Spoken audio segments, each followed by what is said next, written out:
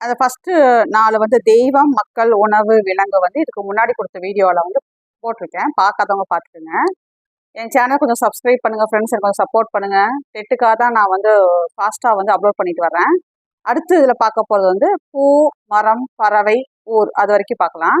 ஆனால் இந்த பூ, மரம், பறவை, ஊர், நீர் வந்து நீங்கள் ஒரு 2-3 வாட்டி வந்து தொடர்ந்து ஒரு 2-3 நாள் வந்து நீங்கள் இதை மட்டும் ரீகால் பண்ணிகிட்டே வரணும். மற்றதெல்லாம் ஞாபகம் வச்சுக்கிறது ஈஸி. இந்த 5 மட்டும் நீங்கள் வந்து டெய்லி ஒரு 2 மினிட்ஸ் வந்து ரீகால் பண்ணிகிட்டே வாங்க. அப்போ தான் வந்து உங்களுக்கு மறக்காது.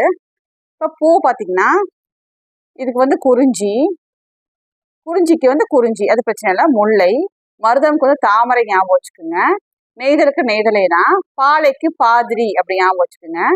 இந்த இன்னொன்று இருக்கு இல்லையா, ஒவ்வொன்றும் 2 பூ கொடுத்துருவாங்க. இன்னொன்று எப்படி ஞாபகம் வச்சுக்கிறதுனா, ஏதாவது பூ வச்சு பார்த்துக்கலாம். இப்போ காந்தல் அப்படிங்கிறது சும்மா ஒரு பூ இல்லையா, காந்தல் தோன்றுறது. தோணுனோடனே என்ன போடுவோம், நீர் ஊற்றுவோம். இப்போ செங்கழு நீர். இப்போ காந்தல் தோன்றி செங்கழு நீர் அப்படி ஞாபகம் வச்சுக்கோங்க. இதுக்கு தாளை குரவம், விட்டு போன பூவை அப்படி படிச்சுக்க வேண்டிதான். தாளை குரவம். அப்போ குறிஞ்சி, முல்லை, தாமரை, நெய்தல், பாலைக்கு பாதிரி அப்படி ஞாபகம் வச்சுக்கோங்க. இது காந்தல் தோன்றி, அப்போ உடனே என்ன பண்ணுவோம், நீர் ஊற்றுவோம். செங்கழு நீர், தாளை குரவம். இது வந்து பூக்கள். அடுத்து மரம் பார்த்தோம்னா இதுக்கு வந்து அகில் வேங்கை, கொன்றை காயா, காஞ்சி மருதம், புன்னை ஞாழல், இலுப்பை பாலை.